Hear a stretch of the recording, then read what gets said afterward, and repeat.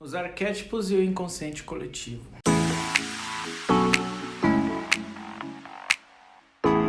Esse é o título de um dos livros mais conhecidos da teoria junguiana. Assim que ele começa a estabelecer uma relação diferente com a psicologia que vinha na época até o momento, acho que o maior diferencial da teoria junguiana é a existência do inconsciente coletivo enquanto algo que engloba tudo e todos e que é infinito, né? O que sempre esteve e que sempre estará. Eu comentei já em outro vídeo, um dia desses, que Jung não vê o nascimento de uma criança como uma tábula rasa. A criança ela não nasce sem nenhuma informação, mas ela contém toda a informação do inconsciente coletivo nela mesma. Então, isso já diferencia muito das teorias da psicologia que vinham antes e da forma como enxergar o ser humano. Agora já não é algo que é vazio e que começa a se encher.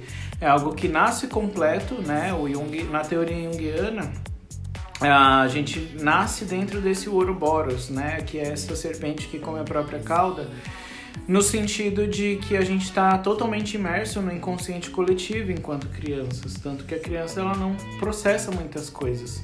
E à medida que ela vai se desenvolvendo, vai crescendo, ela vai se separando, né? E à medida que a gente vai envelhecendo, até que a gente adquira todas as experiências da vida e morra, a gente retorna para esse inconsciente coletivo. É uma teoria muito bonita.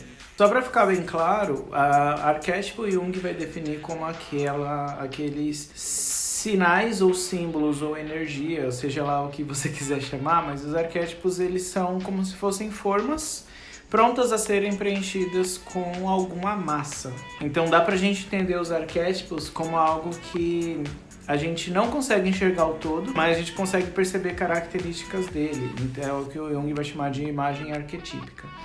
Por outro lado, o inconsciente coletivo é essa grande massa de informações que estão ao redor da humanidade, né? Então, juntando uma coisa a outra, a gente tem as culturas dos diversos povos do mundo, a gente tem alguns pontos característicos e semelhantes entre um povo e outro. E aí a gente pode entender esses pontos parecidos como arquétipos e também como informações do inconsciente coletivo, o que vai nos ajudar a ter uma observação mais ampla do que é ser humano, né? Existe também uma teoria que não é dentro da psicologia analítica, mas eu esqueci agora o nome, mas é uma teoria em que todos são um, né? Essa ideia de que todo o universo e todos os seres humanos e tudo que nele existe faz parte de um sistema só, como uma unidade. Na prática terapêutica, o reconhecimento de um arquétipo ou da imagem arquetípica dentro de um caso trazido por um paciente ou por um cliente é importante para que a gente consiga dar prosseguimento no atendimento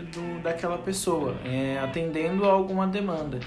Muitos vão se basear em mitologias, né? No caso, a arte-terapia ela se apropria muito das mitologias porque é uma oportunidade que a gente tem de compreender o que acontece naquela história, né?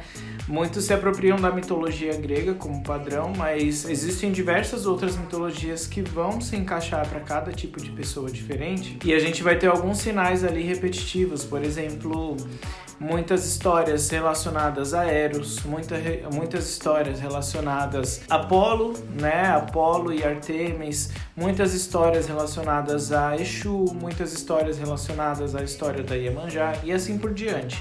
A gente consegue correlacionar as histórias que as pessoas trazem com histórias de mitos e outras teorias diversas. E a gente consegue fazer isso na prática arte-terapêutica através da própria mitologia, mas tudo com base nessa teoria dos arquétipos do inconsciente coletivo. Por isso que é extremamente importante, né, no caso da clínica arte-terapêutica de abordagem em psicologia analítica, é importante que a gente tenha isso para que ocorra um desenvolvimento completo de um trabalho, seja a partir de um mito em que vai dar um direcionamento, seja a partir dos sonhos ou das próprias histórias que a pessoa traz, filmes e etc. Tudo vai ter essa imagem arquetípica envolta ali e todas essas informações são importantes para o atendimento terapêutico. Espero que tenha ficado claro. Nos vemos no próximo vídeo. Um grande beijo e até mais. Tchau, tchau.